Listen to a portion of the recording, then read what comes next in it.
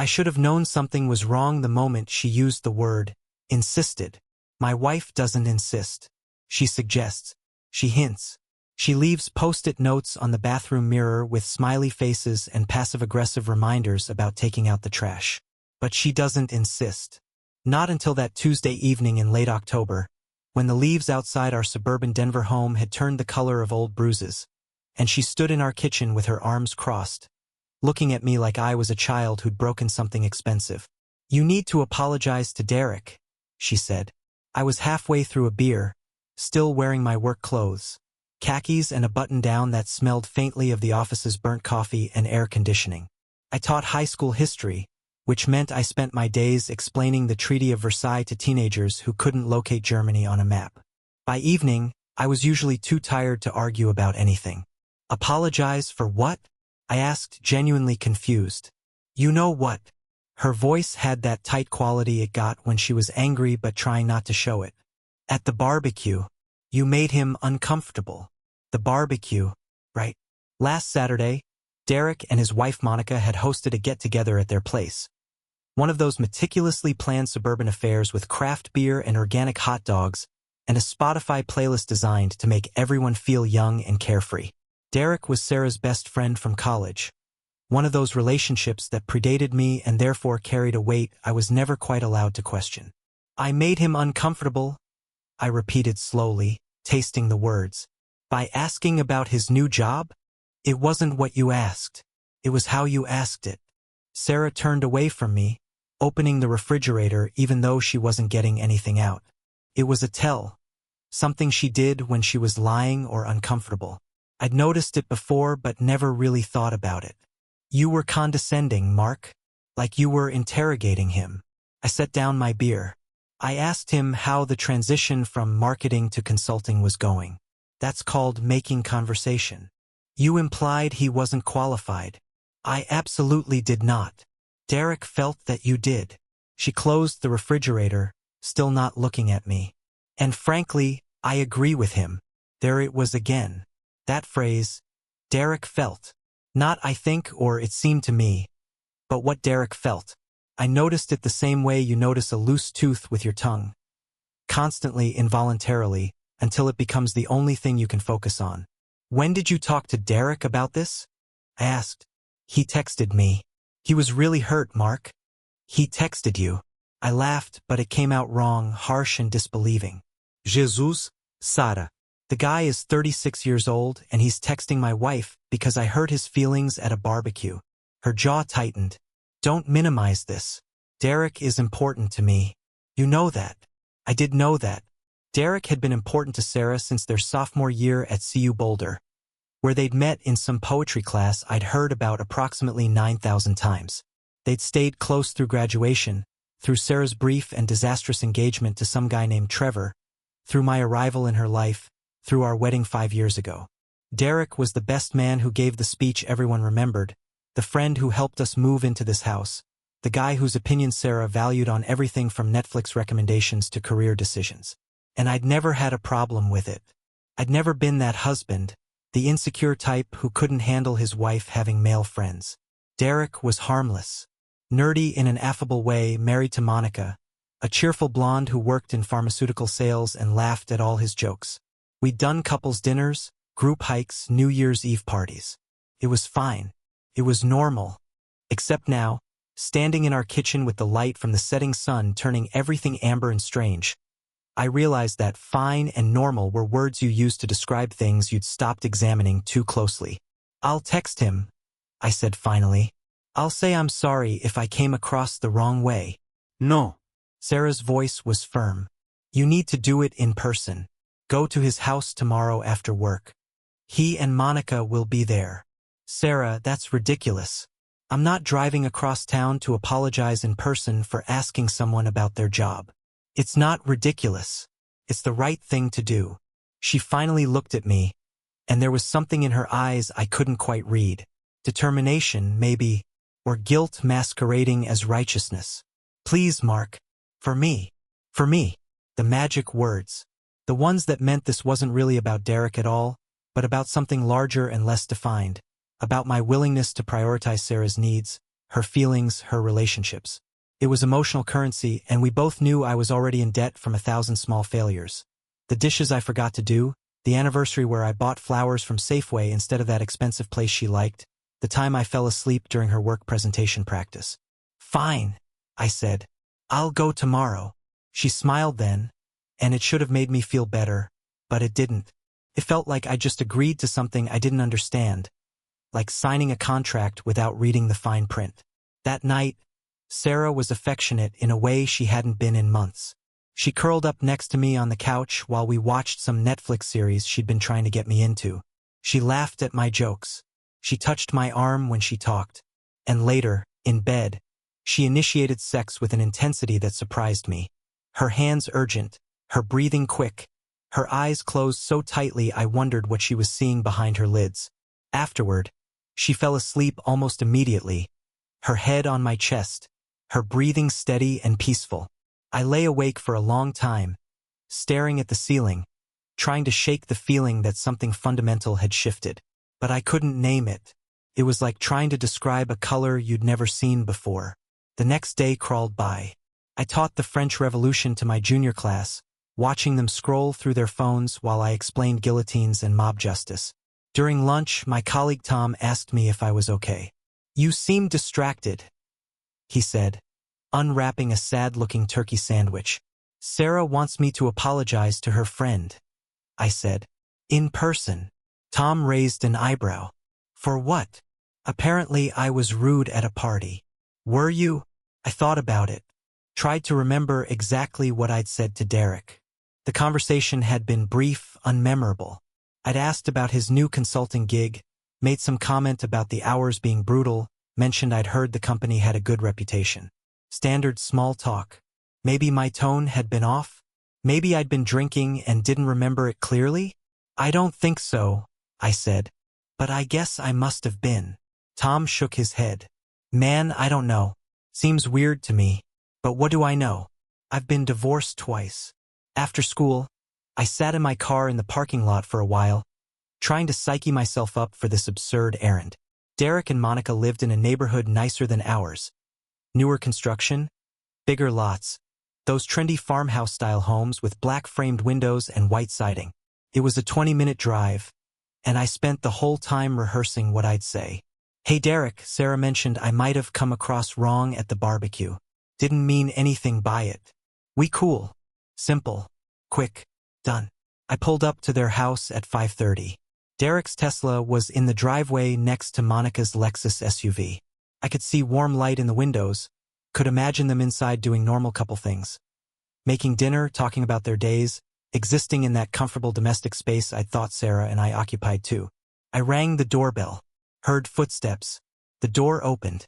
Monica stood there, and I knew immediately that something was very wrong. Her eyes were red. Not crying red, but the kind of red that comes from hours of crying, then stopping, then starting again. Her face was puffy. She was wearing sweatpants and an oversized t-shirt, and her hair was pulled back in a messy ponytail. She looked like she hadn't slept. "Mark," she said, and her voice cracked on my name. "Hey, Monica. Sarah wanted me to stop by and talk to Derek about something. Is he home?" She stared at me for a long moment. Then she started laughing.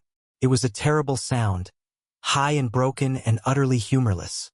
"You're here to apologize," she said. "Oh my God. She actually sent you here to apologize." "I what? Come." She stepped back, pulling the door wide. "Please, come in, Mark. I think we need to talk." I walked into their house. Modern, tastefully decorated, smelling faintly of vanilla candles. And I felt the first cold finger of real fear trace down my spine. Derek was sitting on the couch in the living room. He looked up when I entered, and I watched his face go through a series of expressions.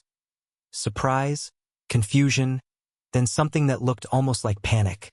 "Monica," he started, but she cut him off. No. Her voice was steel. No, Derek. "He's here. He came to apologize to you. So let's all have this conversation together, shall we?" I looked between them, completely lost. What the hell is going on? Monica turned to me, and I saw something I'd never seen in her before. Pure, concentrated rage barely held in check. "Your wife is sleeping with my husband," she said. "And apparently you were rude to him at a party, so she sent you here to make it right. Isn't that just fucking perfect?" The words didn't make sense at first. They were English, arranged in grammatically correct order, but they might as well have been ancient Sanskrit for all the meaning I could extract from them. I heard them. I understood the individual components.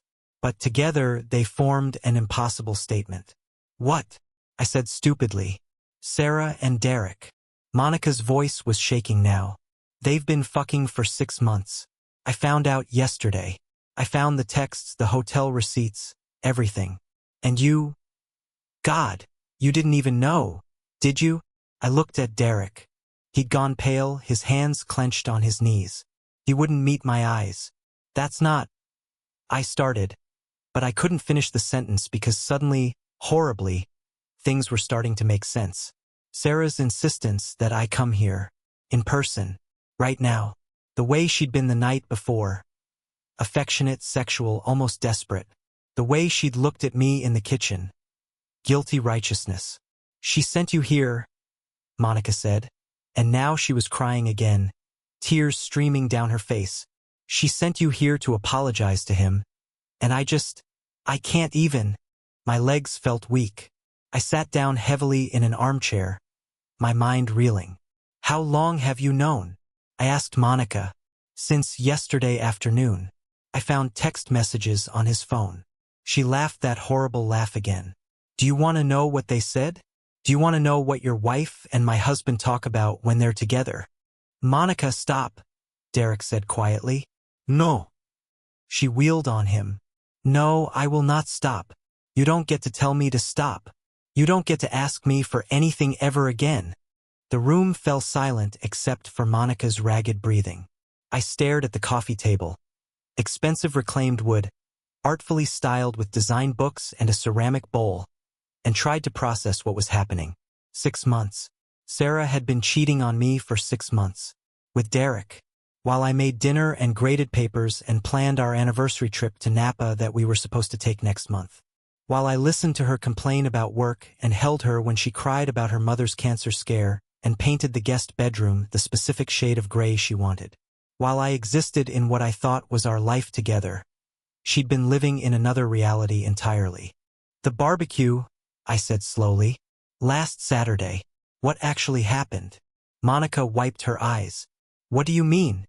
"Sarah said I made Derek uncomfortable. That I was condescending to him." I looked at Derek. "Was that true?" He shifted uncomfortably. "You were asking a lot of questions about my job." "Bullshit." The word came out harder than I intended. "There was something else, wasn't there?"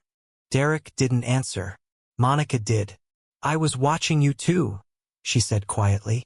"At the barbecue. I didn't know about the affair yet, but I'd been suspicious for a while. Little things that didn't add up. And I saw you talking to Derek, and I saw Sarah watching you both from across the yard." She looked terrified. "Terrified of what?" "I don't know. That you'd figure something out? That Derek would slip up." Monica shook her head. "After you left," she pulled Derek aside. "I saw them by the garage. She was upset about something. They were arguing in whispers. I remembered Sarah being quiet on the drive home from the barbecue. I'd asked if she was okay, and she'd said she was just tired.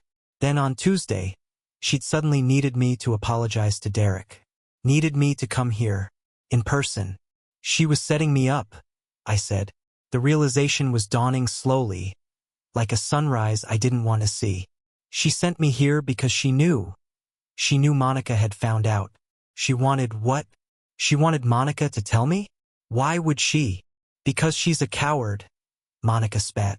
"Because she couldn't face telling you herself. So she manipulated you into coming here where someone else would do it for her." No. Derek stood up. "That's not Monica, that's not what happened. Sarah doesn't even know that you found out. Doesn't she?" Monica's voice was acidic. "Are you sure about that, Derek? Are you absolutely sure? Because it seems like an awfully big coincidence that she'd send Mark here the day after I confronted you. You told me you wouldn't say anything yet." Derek said. You promised me you'd wait until. Until what? Until you figured out how to spin this? Until you had your story straight? Monica laughed. Elite. I wanted to see what would happen. And look, here's Mark, sent like a lamb to slaughter. I stood up. My hands were shaking. I need to talk to Sarah. Mark! Derek reached out like he was going to touch my arm, and I jerked away. Don't. My voice sounded strange to my own ears, hollow, distant. Don't fucking touch me. I'm sorry, he said. I know that doesn't mean anything, but I am. I never meant for. For what? For me to find out. I could feel anger now rising up through the numbness. You're sorry I know? Or you're sorry you did it? He didn't answer. I looked at him, really looked at him, and tried to see what Sarah saw. He was ordinary. Average height, thinning hair, the kind of face you'd forget 5 minutes after meeting. He wore expensive casual clothes and had good teeth and probably described himself as fiscally conservative but socially liberal at dinner parties. There was nothing special about him. Nothing that would explain why my wife would risk everything we'd built together. Why? I asked. Just tell me why. I don't know, Derek said quietly. It just happened. It didn't just happen. Things don't just happen. You made choices. Both of you made choices. You're right, he said. I'm sorry. That word again. Sorry. Like it was a magic spell that could undo 6 months of lies. I turned to Monica. Thank you for telling me. She nodded, tears still streaming down her face. I wish I didn't have to. I walked toward the door, my legs moving on autopilot. Behind me, I heard Derek say my name again, but I didn't stop. Couldn't stop. If I stopped, I'd have to think about what I was going to do next, and I wasn't ready for that yet. The drive home was a blur. I remember traffic lights and turn signals and the sound of NPR on the radio talking about something important that I couldn't process. I remember pulling into our driveway and seeing Sarah's car and the warm glow of lights in our windows and thinking how normal it all looked from the outside. I sat in the car for a long time. My phone buzzed, Derek calling. I declined. It buzzed again. A text from Monica. I'm so sorry. If you need someone to talk to, I'm here. Then Sarah's text. How did it go? Feel better. Feel better. I stared at those words. Tried to understand the mind that would send them. She thought I'd gone there and apologized and come home. None the wiser. She thought I'd come through the door and kiss her hello and tell her about my day, and we'd have dinner together like we always did. She thought she was safe.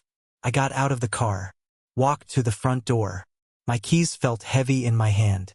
When I opened the door, Sarah was in the kitchen making pasta. I could smell garlic and tomatoes. She was humming something, that song she always hummed when she was in a good mood. Hey, she called out. You're home. How was Derek? Did you guys work things out?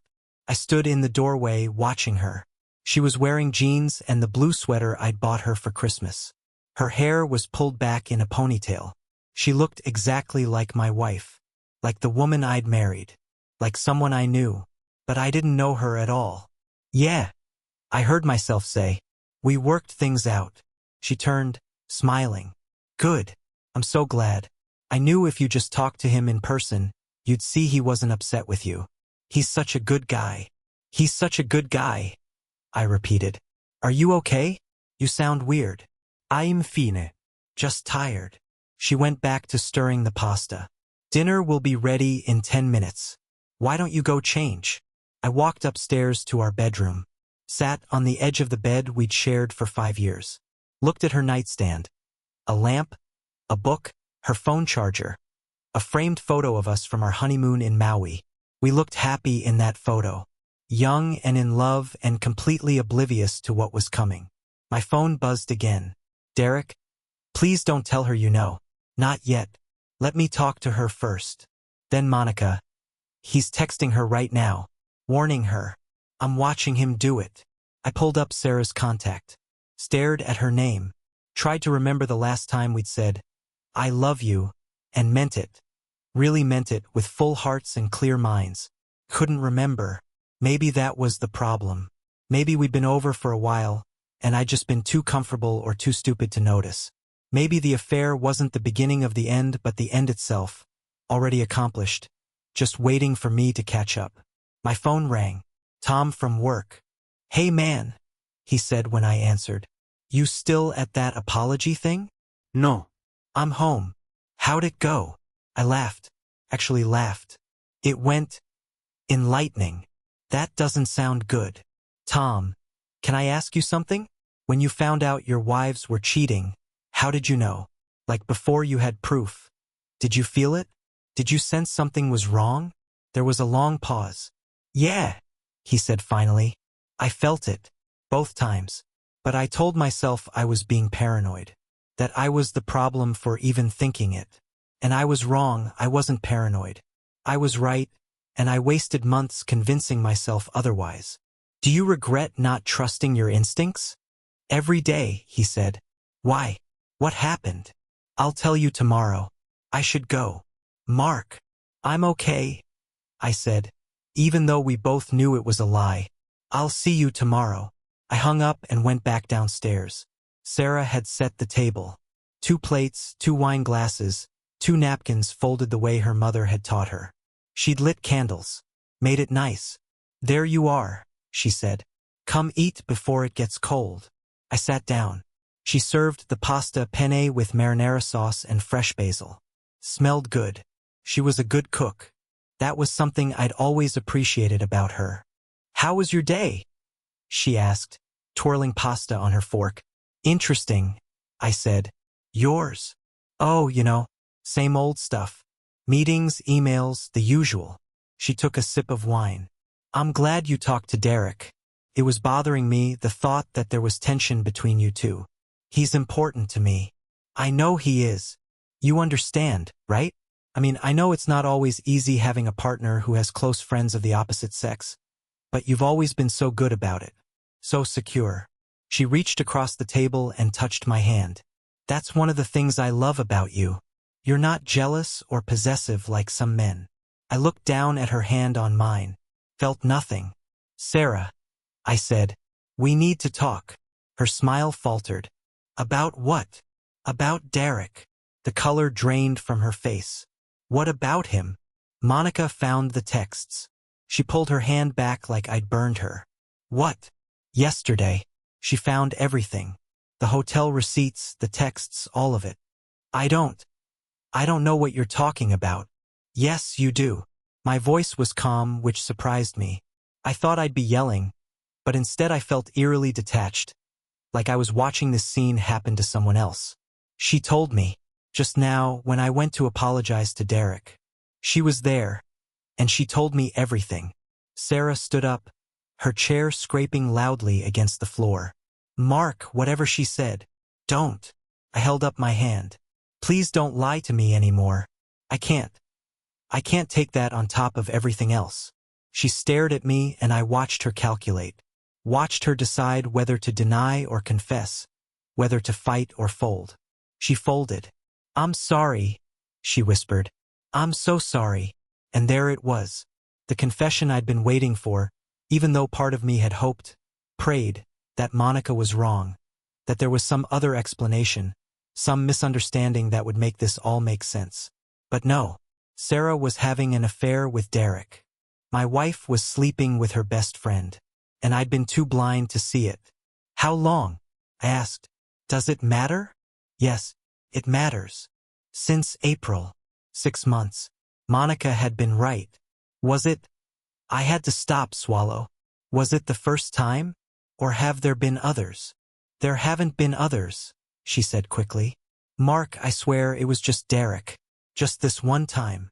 One time that lasted 6 months. I know how it sounds. Do you?" I stood up, the anger finally breaking through the numbness. "Do you have any idea how this sounds? How this feels? I've been living here in this house with you thinking we were fine. Thinking we were happy. And the whole time we weren't fine." The words burst out of her. "We haven't been fine for years, Mark. You just didn't notice because you didn't want to notice." "What the hell are you talking about? When was the last time you really looked at me? Really saw me? When was the last time we had a conversation that wasn't about bills or schedules or what to watch on Netflix?" So you cheated because I wasn't paying enough attention to you? Are you serious right now? No. That's not. She pressed her hands to her face. I'm not trying to blame you. This isn't your fault. I made the choice. I did this. But you're acting like everything was perfect. And it wasn't. We've been going through the motions for so long that I forgot what it felt like to actually feel something.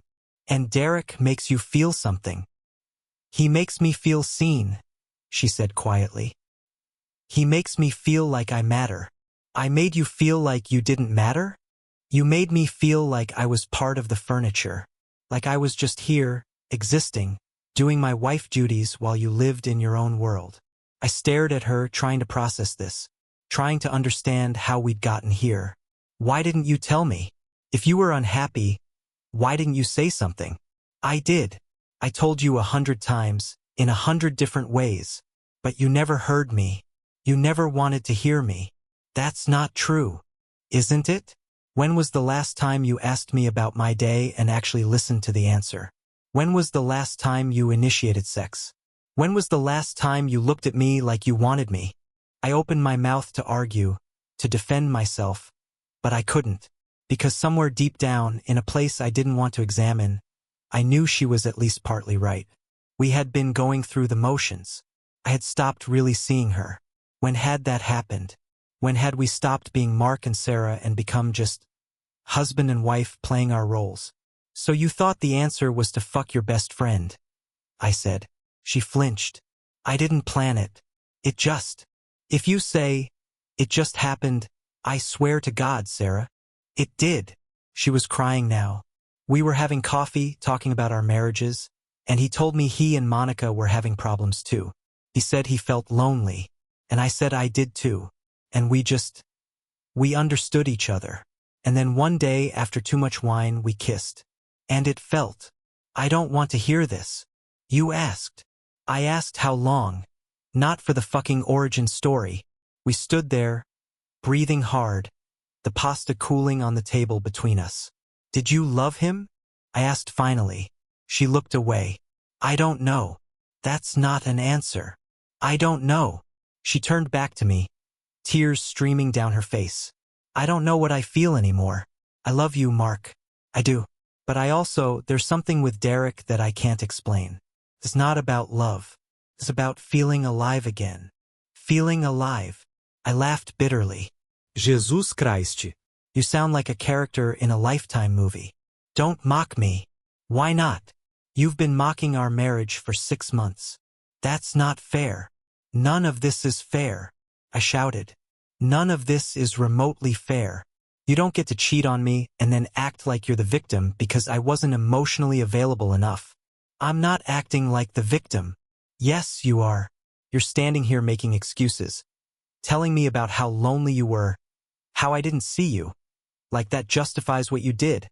Nothing justifies it, she said quietly. I know that. I'm not trying to justify it. I'm trying to explain. I don't want your explanation. I stopped. What did I want? What could I possibly want that would make this okay? Nothing. There was nothing she could give me that would undo this. Why did you send me there tonight? I asked. To Derek's house. Did you know Monica had found out? She hesitated. Derek texted me earlier. He said Monica was acting strange, that he thought she might know something. I didn't know for sure, but I thought maybe, you thought maybe if you sent me over there, Monica would tell me, and you wouldn't have to. She didn't deny it. That's sick, I said. That's genuinely sick, Sarah. You couldn't even do me the courtesy of telling me yourself. You sent me into that house like a fucking pawn in your game. It wasn't like that. Then what was it like? Explain it to me. Make it make sense. I was scared, she said. I was terrified of this moment, of seeing your face, of watching you realize what I'd done. I thought if Monica told you, maybe it would be easier. Easier for who? For you. For both of us. There is no both of us anymore. The words came out raw and ragged. Don't you get that? There's no us. You killed us. You and Derek, you killed whatever we had. Mark, please. Please what? Please forgive you? Please understand? Please pretend this didn't happen so we can go back to our comfortable life of going through the motions. I don't know what I'm asking for, she sobbed. I don't know how to fix this. You can't fix this. So what? You're just going to leave? Is that it? I don't know, I said honestly. I don't know anything right now except that I can't be in this house with you. I can't look at you. I can't. My phone buzzed. A text from Derek. We need to talk. Just you and me. Please. I showed it to Sarah. Your boyfriend wants to talk. He's not my boyfriend. What is he, then? Your friend with benefits? Your emotional support affair partner? Stop it. Why should I? Why should I make this easier for you? Because we have 5 years together, she said desperately. Because we have a life, a home, memories. That has to count for something. It counted for something, I said.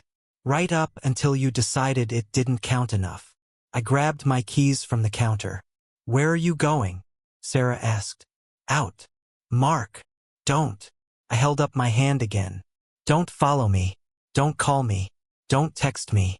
I need to think. We should talk about this. We just did. And I can't do it anymore. Not tonight. I walked out, got in my car, and drove. I didn't have a destination. I just drove through our neighborhood, past the houses with their warm lights and their intact families and their oblivious happiness. I drove past the park where Sarah and I used to walk our dog before he died last year. Past the coffee shop where we'd had our first date. Past the movie theater where I'd proposed to her in the parking lot after a midnight showing of her favorite film. All these landmarks of our relationship, and now they were contaminated. Reframed. Everything I thought I knew about us was now suspect. I ended up at Tom's house. He answered the door in sweatpants and a t-shirt, took one look at my face and said, "Come in." I told him everything. He listened without interrupting, just nodding occasionally, his face grim. When I finished, he poured us both whiskey. "What are you going to do?" he asked. "I don't know. Do you want to try to work it out?" I thought about it. Really thought about it. I don't think I can. Every time I look at her, I'll see. "I know," Tom said. "Believe me, I know. Did you try? With your wives?" "The first one, yeah. Went to counseling, did the whole thing. It lasted about a year before I realized I was just going through the motions again, except this time with resentment added to the mix. The second time, I walked out the day I found out. Didn't even pack a bag." "Do you regret either choice?" "No," he said, "because there's no right choice. Whatever you do, part of you will always wonder if you should have done the opposite. That's the gift cheaters give you. They make it so you can't win no matter what." We drank in silence for a while. "The fucked up thing," I said finally, "is that part of me isn't even surprised. There were signs. Little things I ignored because it was easier than dealing with them." "Like what?" "She's been distant for months. Not wanting to have sex, or when we did, she seemed somewhere else. She'd get texts and hide her phone. She'd take calls in the other room. She started dressing nicer, wearing more makeup. Going to yoga 3 times a week when she never used to exercise at all." I laughed bitterly. And I just told myself she was taking better care of herself. That it was good for her. "You trusted her," Tom said. "That's not a failure. It feels like one." My phone buzzed. Multiple texts all coming in at once. "Sarah, I'm so sorry. Please come home so we can talk." "Sarah, I know you're angry. You have every right to be. But please don't shut me out." "Sarah, Mark, I love you. I know you don't believe that right now, but I do. Derek, I'm sorry for my part in this. You didn't deserve it. Monica and I are separating." "Monica, how are you holding up? I've been thinking about you." I turned off my phone. "You can stay here tonight," Tom offered. "Guest room's yours." "Thanks." But I didn't sleep. I lay in Tom's guest room staring at the ceiling, my mind cycling through every conversation, every moment, every interaction Sarah and I had over the past 6 months, recontextualizing everything. The weekend she said she was going to a work conference in Phoenix. Was that real, or was she with Derek? The night she came home late, flushed and happy, saying happy hour with her coworkers had run long. Had she been with him? The time she'd suggested I go visit my parents without her, claiming she needed alone time. Was she really alone? I thought about Derek at the barbecue. The way he'd laughed at Sarah's jokes. The way they'd stood just a little too close when they thought no one was watching. The way Sarah had touched his arm when she talked to him. Casual, familiar, intimate. I'd seen it. I'd fucking seen it, and I'd told myself I was being paranoid. Around 3 in the morning, I turned my phone back on. 17 missed calls. 32 texts. I didn't read them. Instead, I opened my photos and started scrolling back through our life together. Our wedding day. Sarah in her dress, radiant, looking at me like I was the only person in the world. Our honeymoon. Sarah laughing on the beach, her hair wild in the wind. Last Christmas. Sarah opening the necklace I'd spent 2 months' salary on. Tears in her eyes, telling me it was perfect. 2 months ago. Sarah and me at Derek and Monica's anniversary party. Sarah's arm around my waist, her head on my shoulder, both of us smiling. Had she been sleeping with Derek then? Had she gone home with me that night and made love to me while thinking about him? I felt sick. I must have fallen asleep eventually because I woke up to sunlight streaming through the window and the smell of coffee. Tom was in the kitchen making breakfast. "You look like shit," he said, handing me a mug. "Feel like it too. Called in sick for both of us. You're in no shape to teach, and I figured you could use the company." "Thanks."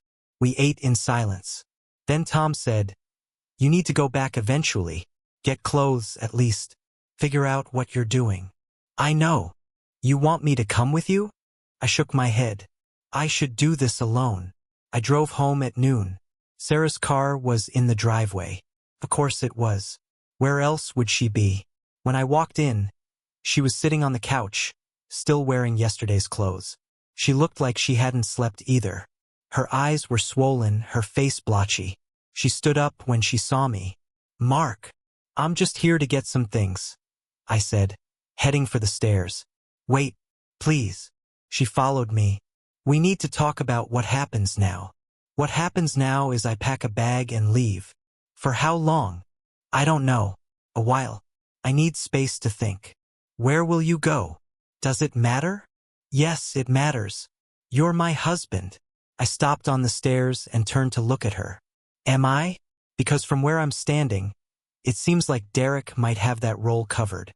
That's not fair. Stop saying that. Stop telling me what's fair and what isn't. You don't get to define the terms anymore. She recoiled like I'd slapped her. Good. I wanted her to feel a fraction of what I was feeling. I went to our bedroom and pulled out a duffel bag. Started throwing clothes in it. Sarah stood in the doorway watching. "I ended it," she said quietly. "Last night. I texted Derek and told him it was over. Congratulations. You want a medal? I'm trying to show you that I'm serious about fixing this. About fixing us. There is no fixing this." I grabbed my toiletries from the bathroom. You don't fix something this broken. You throw it away and start over. Is that what you want? A divorce. The word hung in the air between us. Divorce. The end of our marriage. The death certificate for whatever we'd been. "I don't know what I want," I said, "except to not be here right now. Mark, please. I know I hurt you. I know I betrayed your trust. But we can get through this. People do. Couples survive affairs all the time. I don't want to be a couple that survives an affair." I zipped up the bag. I wanted to be a couple that never had an affair. But you took that choice away from me. So you're just giving up? Just like that.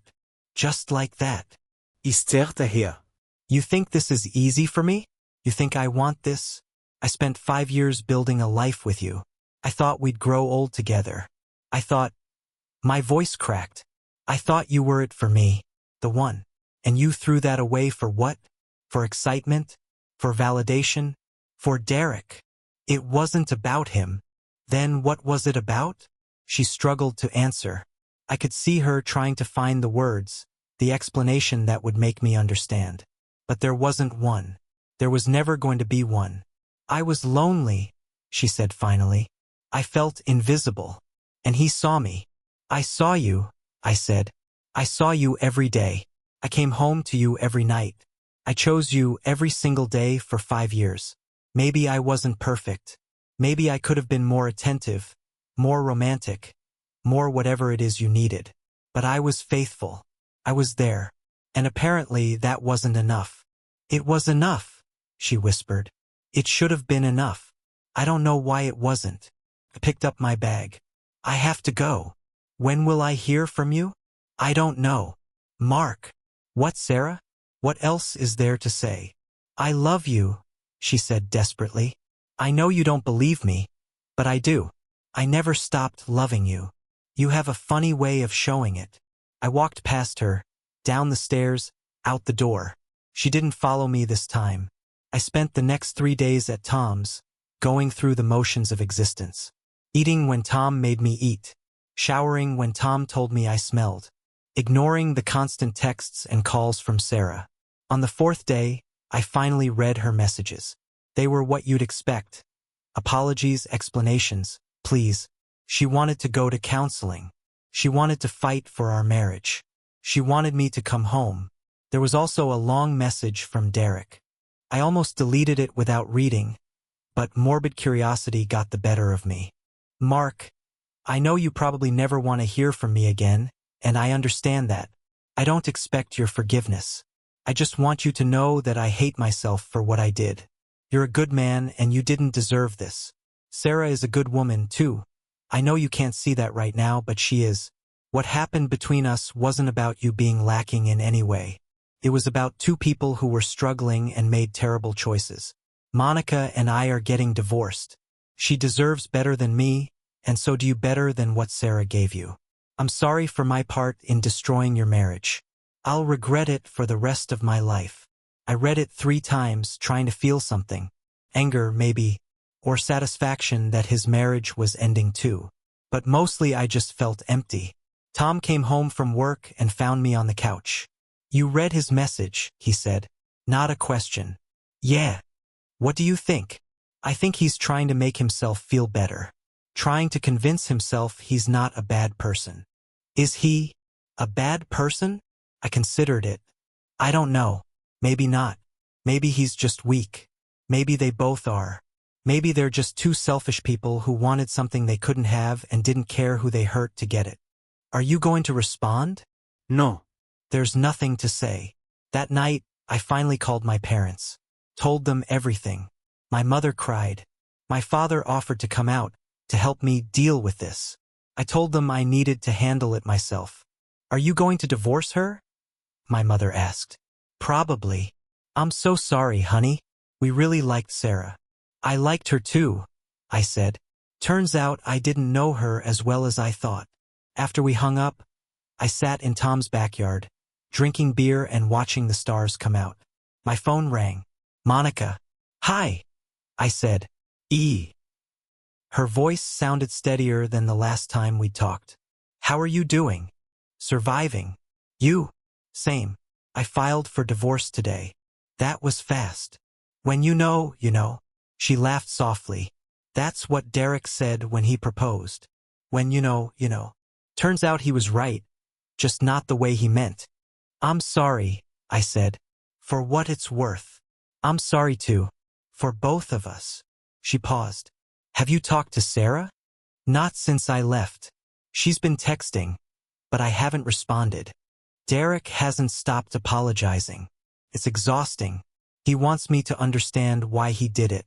Like if he explains it enough times, I'll suddenly say, oh, well, in that case, no problem. Sarah says she was lonely, I said. That I didn't see her. Derek says I was too focused on my career. That I didn't make time for him. Monica's voice hardened. Funny how their unhappiness is somehow our fault. You think we drove them to it? No. I think they're adults who made choices and are now trying to justify them. But Mark, I keep wondering if there was something I could have done differently. Some way I could have prevented this. Me too. My therapist says that's normal. That we're trying to find control in a situation where we had none. Because if we could have prevented it, that means we had power. But the truth is, we didn't. They were going to do what they were going to do, regardless of what we did or didn't do. That's not very comforting. No, she agreed. But it's the truth. We talked for another hour. About our marriages, our mistakes, our regrets. About how we'd both ignored warning signs because we trusted our partners. About how trust, once broken, might never fully heal. Are you going to try to work it out with Sarah? Monica asked. I don't think I can. Every time I think about her, I see them together. I imagine the things they did, the things they said. It makes me sick. I know exactly what you mean. After we hung up, I realized something. Monica and I were going through the same thing, but our paths were diverging. She'd already filed for divorce. She'd already decided. She was moving forward. I was stuck. The next morning, I drove to school. My first day back. The kids were subdued, sensing something was off. Tom had covered for me, told them I had a family emergency. Close enough to the truth. During lunch, I sat in my empty classroom and finally responded to Sarah's texts. We need to talk, but not yet. I need more time. Her response came immediately. Okay, take all the time you need. I'll be here. But that was the problem, wasn't it? She'd be there. In our house. In our bed. Living in the space we'd shared. Surrounded by the life we'd built. And I'd be... Where? At Tom's? At some shitty apartment? Starting over at 35? That weekend, I drove to our house when I knew Sarah would be at her mother's. I needed to get more clothes, but more than that, I needed to see the place without her in it. To see if it still felt like home. Didn't. Everything looked the same. Our furniture, our dishes, our wedding photos on the walls. But it felt different. Contaminated. Like a crime scene after the police tape comes down. Technically the same place, but fundamentally changed. I walked through the rooms slowly. The living room where we'd watched countless movies. The kitchen where we'd cooked together on Sunday mornings. The dining room where we'd hosted dinner parties. The bedroom where we'd made love and fought and dreamed about our future. All of it ruined. I found myself in Sarah's closet, looking at her clothes. Professional dresses for work. Casual jeans and sweaters for weekends. The blue dress she'd worn on our anniversary last year. Had she worn it for Derek too? I opened her jewelry box. The necklace I'd given her for Christmas was there, tangled with cheaper pieces. The bracelet she'd said was her favorite. The earrings from her grandmother. And something I didn't recognize. A small key on a delicate chain. I picked it up, turning it over. It was old, brass, ornate. Not the kind of thing Sarah would usually wear. Where had it come from? My phone buzzed. Sarah? Are you at the house? I can see your car from the driveway. Shit. I thought she was supposed to be gone all day. Yeah. Getting clothes. Can I come in? Please. I didn't answer. A minute later, I heard the front door open. Mark. Her voice echoed through the house. I came out of the bedroom, the key still in my hand. She saw it immediately. Her face went pale. Where did you get that? She asked. Your jewelry box. What is it? It's nothing. Just something I found at an antique store. You're lying. I could tell. After 5 years, I could still tell when she was lying. What is it, Sarah? She looked at the floor. It's the key to a storage unit. What storage unit? I rented it 6 months ago. I was going to... She stopped. Going to what? I was going to leave you, she whispered. Before Derek and I started the affair. I was unhappy, and I thought maybe I needed to be on my own for a while.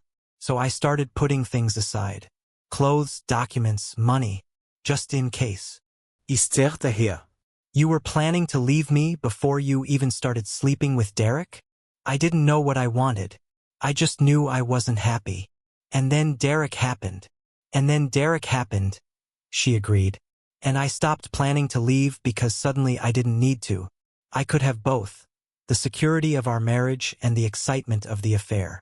Jesus Christ, Sarah. I know how it sounds. No, you don't. You can't possibly know how this sounds. You were planning to abandon our marriage, and when your affair started, you decided to stay so you could have your cake and eat it too. It's not that simple. It's exactly that simple. I was shouting now. You're not some complex tragic figure. You're just selfish. You wanted everything, and you didn't care who got hurt in the process. I cared. I never wanted to hurt you. But you did it anyway. That's the point. You hurt me anyway. She was crying again. I was getting tired of her tears. They didn't move me anymore. They just felt like another manipulation. What's in the storage unit now? I asked. I don't know. I haven't been there in months. Let's go see. What? Now? Yes, now. I want to see what my wife was hiding from me. The storage facility was across town. A grim building with orange doors and fluorescent lighting. Sarah unlocked Unit 237, and we stepped inside. It wasn't much. Some boxes of clothes, a few books, an envelope of cash, maybe $2,000. Her passport, copies of our financial documents. You were really going to do it? I said quietly. I don't know if I was. I think maybe I just wanted to know I could. That I had options. I picked up one of the boxes, looked inside. Her favorite sweater, the framed photo of her deceased father, her grandmother's recipe book. These are the things you would have taken, I said. The things that mattered most to you. Mark, I'm not in here, I said, looking around. No photos of us. No wedding album. Nothing that connects to me at all. I was angry when I packed these. I was thinking about leaving. You'd already left, I said. In your head, you were already gone. The affair just gave you a reason to stay. That's not true, isn't it? I looked at her. Be honest, Sarah. For once in the last 6 months, just be completely honest with me. If Monica hadn't found out, how long would you have kept doing this? How long would you have kept me in the dark while you fucked Derek and pretended everything was fine? She didn't answer. That's what I thought. I walked out of the storage unit. She followed me to the parking lot. What now? Now I file for divorce. Please don't. Please, Mark. We can still fix this. With what? There's nothing left to fix. You killed it. First slowly when you started planning to leave. Then quickly when you started the affair. But either way, it's dead. We're just arguing over the corpse. I love you, she said desperately. Maybe you do, I said. But it doesn't matter. Love isn't enough when there's no trust. And I will never trust you again. Every time you're late, I'll wonder. Every time you take a phone call in another room, I'll wonder. Every time you say you're going somewhere, I'll wonder. That's not a marriage. That's a prison. So that's it? 5 years. And you're just going to throw it all away. I'm not the one who threw it away, I said. You did that all by yourself. I got in my car and drove away. In my rearview mirror, I could see her standing in the parking lot, getting smaller and smaller until she disappeared. I filed for divorce the next week. Tom recommended his lawyer, a sharp woman named Diana who'd handled both his divorces. She was efficient and unsympathetic to Sarah's attempts to slow the process down. She wants to go to counseling first, Diana told me. She's asking for a 6-month delay. No. You're sure? Some people find closure through counseling. I'm sure. Sarah tried everything. She showed up at the school. She called my parents. She sent letters. Long, detailed letters explaining her feelings, her regrets, her hopes that we could find a way back to each other. I read them once and put them in a box. Monica and I met for coffee occasionally. 2 people united by betrayal trying to figure out how to move forward. Her divorce finalized first. Derek didn't contest anything, just signed whatever she put in front of him. He's dating someone already, she told me one afternoon. A woman from his office, 26 years old. Jesus. Right? She laughed, but there was no humor in it. I guess the affair wasn't about being lonely. It was about him being a cliché. Has Sarah reached out to you? A few times, apologizing, trying to explain. I blocked her number. I should probably do that too. Why haven't you? I didn't have a good answer. Maybe because blocking her felt too final. Or maybe because some part of me wanted to know she was still trying, still suffering, still paying for what she'd done. The divorce took 4 months. We divided everything with cold precision. The house would be sold, proceeds split. Retirement accounts divided. Her car, my car. She kept the furniture. I didn't want any of it. The day we signed the papers, we sat across from each other in Diana's office. Sarah looked thinner, older. She'd cut her hair short. It made her look like a stranger. Is there anything you want to say to each other? Diana asked. This is your last chance before it's final. Sarah looked at me hopefully. I shook my head. There's nothing left to say. Mark, please. Sign the papers, Sarah. She signed. I signed. It was over. Walking out of that office, I felt lighter and heavier at the same time. Free from the marriage, but weighted down by everything we'd lost. Tom threw me a divorce party that weekend. It was supposed to be celebratory, but it felt more like a wake. We drank too much and told stories about our failed marriages and agreed that we were better off alone. But I didn't feel better off. I felt hollowed out. 3 months after the divorce was final, I ran into Derek at a grocery store. We both froze in the produce section, staring at each other over the organic apples. Mark, he said quietly. I should have walked away, should have ignored him. But I found myself asking, was it worth it? He blinked. What? The affair. Destroying 2 marriages. Losing your wife, your friend, your reputation. Was it worth it? He looked down at his cart, single-serving meals and beer. No, he said finally. It wasn't. Why'd you do it then? Honestly, I don't know. I keep asking myself the same question. It's like I became someone else for a while. Someone I don't recognize. That's not an answer. I know, but it's all I have. He met my eyes. For what it's worth, I am sorry.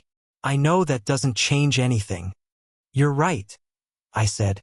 It doesn't. I walked away, leaving him standing there with his sad bachelor groceries. That night, I got drunk alone in my apartment. A 1-bedroom place with blank walls and rental furniture. I pulled out the box of Sarah's letters and read through them one more time. In the last letter, written just before the divorce finalized, she'd written something that stuck with me. I know you'll never forgive me, and I don't blame you. But I need you to know that what we had was real. All of it, the good parts, the love, the life we built together. That was real, even if the ending ruined it. I'll spend the rest of my life regretting what I did, but I'll never regret loving you. You deserved better than me. You deserved someone who would have fought harder to keep what we had instead of throwing it away for something that meant nothing. I hope someday you find her. And I hope you never think of me again. I folded the letter carefully and put it back in the box. Then I took the entire box and threw it in the dumpster behind my building. 6 months after the divorce, I saw Sarah one last time. I was at a bar with some teachers from school, and she walked in with a group of women I didn't recognize. She saw me immediately. For a moment, we just looked at each other across the crowded room. She looked good, happy even. Her hair had grown out a bit. She was laughing at something one of her friends said. Part of me wanted to go over there, to ask how she was doing, to see if she still thought about me. But I didn't. I turned back to my drink and my colleagues and the conversation about next semester's curriculum changes. And when I looked back a few minutes later, she was gone. That night, lying in bed, I realized something. I didn't hate her anymore. I didn't love her either. Nothing. She'd become a stranger to me. The woman I'd married, the woman I'd built a life with, she didn't exist anymore. Maybe she never had. Maybe we'd both been playing roles, pretending to be the people we thought we were supposed to be, the perfect suburban couple with the nice house and the comfortable life. And when the script ran out, we didn't know how to improvise. Or maybe she was exactly who she appeared to be, and I was just too blind to see it. I'll never know for sure. What I do know is this: betrayal doesn't just break you in the moment. It breaks you retroactively. It takes every good memory and adds a question mark. Every I love you becomes suspect.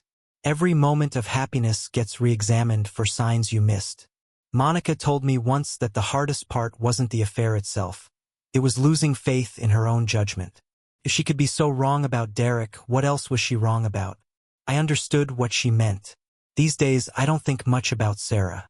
I don't check her social media. I don't ask mutual friends about her. I don't drive by our old house. I exist in this new life I've built, Small, contained, safe. I teach my classes. I grade papers. I go to Tom's for Sunday football. I date occasionally, though nothing serious. I can't quite bring myself to trust anyone enough for serious. Maybe that will change someday. Maybe time really does heal all wounds, like everyone keeps telling me. But I doubt it. Because here's what no one tells you about betrayal. It doesn't just wound you. It teaches you. It shows you that the people you trust most are capable of hurting you worst. Proves that love isn't enough. That promises can be broken. That forever is just a word people say until they don't mean it anymore. And once you learn that lesson, you can't unlearn it. Last week, I got a Facebook message from Sarah. Just 2 words. I'm sorry. I stared at it for a long time. Thought about all the things I could say back. All the anger and hurt and betrayal I could pour into a response. Instead, I deleted it. Because sorry doesn't fix anything. Sorry doesn't give me back the 5 years I spent building a life with someone who was already planning her escape.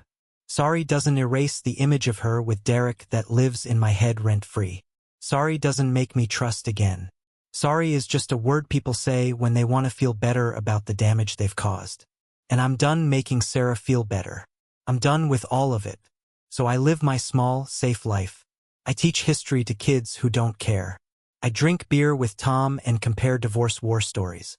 I sleep alone in my rental apartment and tell myself this is better than living a lie. Most days I almost believe it.